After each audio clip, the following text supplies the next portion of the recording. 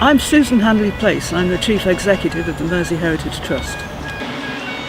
We're standing outside Greenbank Drive Synagogue, and the whole drive is part of the conservation area. It's beautiful Victorian villas set in secluded tree-lined gardens full of wildlife. Now the proposal is to convert the synagogue into 20 odd flats. Nice idea, there's nothing else they can do with it, and the synagogue really needs it because it's been derelict for years. But then imagine that the proposal also includes a huge excrescence of a building that looks more like a prison cell block, you know, the grey steel cladding, the tiny windows and that, which runs right from there, right down the site, looms over every single home around. And that's our problem, and it's a huge problem. We've been here several years now, and it's a delightful place to live. It's not without its issues. We do live close to the junction on Smithdown Road, which is very complex. We can only ever get 3 cars in at a time, and we get backed up traffic outside our front door when the peak times are around. The density of the prospective development across the road is certainly not going to help that. My name's Tony Griffiths. I'm a retired architect. I was asked by the Greenbank Drive community to examine the presentation made by the developers. When I looked at the drawings and the written documentation, there appears a discrepancy between the two sets of information, and the result was a long list of items which eventually gave me the impression that the presentation, the application for this site could not work.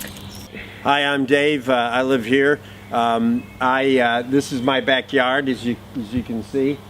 These lovely trees here, right next to a proposal that is going to ruin all this. It's going to block out our light. It's going to block out sunlight. It's going to block a view of a possibly fantastic building in the synagogue, and I'm not happy with that at all. The Conservation Area book, published by the Planning Department, says the designation of a conservation area means that the City Council has to give special care to the area as far as future development is concerned. New buildings and alterations should fit in with the existing character of the area, and so particular attention has to be paid to design, scale and materials.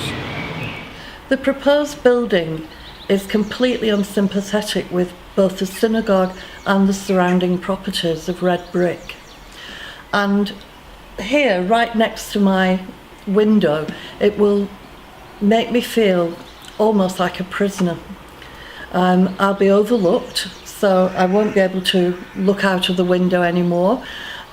Even the garden is going to be overlooked from top to bottom, a 4 to 5 story building towering over our garden wall. It will completely take away the enjoyment of our garden, which is a real travesty, especially in a conservation area where people really appreciate their trees and the wildlife. This is the gateway to Sefton Park, and it should be kept more or less as it is.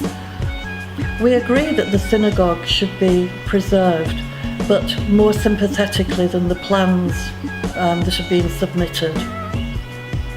It's too massive, there's too many people involved, it's going to overwhelm the area from every aspect.